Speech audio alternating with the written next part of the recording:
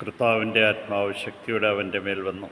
അവനെ ബന്ധിച്ചിരുന്ന കയറുകൾ കരിഞ്ഞ ചണനൂല് പോലെയായിത്തീർന്നു.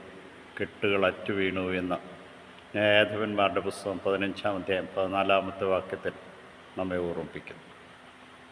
കർത്താവിൻ്റെ ആത്മാവ് നമ്മുടെ മേൽ ശക്തിയോടെ വരുമ്പോൾ എല്ലാ തിന്മയുടെ കെട്ടുകളും അഴിഞ്ഞു വീഴും.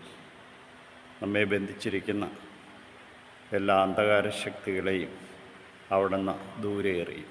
ദൈവത്തിൻ്റെ കൃപാവരം നമ്മുടെ മേൽ കടന്നു വരികയും നമ്മെ ഓരോരുത്തരെയും ശക്തിപ്പെടുത്തി അനുഗ്രഹിക്കുകയും ചെയ്യും. ആത്മാവിൻ്റെ ശക്തിയാൽ നിറഞ്ഞ് ഇന്നേ ദിനം മുന്നോട്ട് പോകുവാൻ ആവശ്യമായ എല്ലാ കൃപകളും നൽകി അനുഗ്രഹിക്കണമേ എന്ന് നമുക്ക് പരിശുദ്ധ പരമദിവ്യകാരുണ്യത്തിന് മുമ്പിൽ പ്രാർത്ഥിക്കാം. അവിടെ നമ്മെ ശക്തിപ്പെടുത്തുകയും അവിടെ നിന്ന് അനുഗ്രഹിക്കുകയും അവിടുത്തെ കൃപകളാൽ നമ്മെ നിറച്ച് ശക്തിപ്പെടുത്തുകയും ചെയ്യട്ടെ. പരിശുദ്ധ പരമദിവ്യകാരുണ്യത്തിന് നേരവും ആരാധനയും സ്തുതിയും പുകഴ്ചയും ഉണ്ടായിരിക്കട്ടെ. പരിശുദ്ധ പരമദിവ്യകാരുണ്യത്തിന് നേരവും ആരാധനയും സ്തുതിയും പുകഴ്ചയും ഉണ്ടായിരിക്കട്ടെ.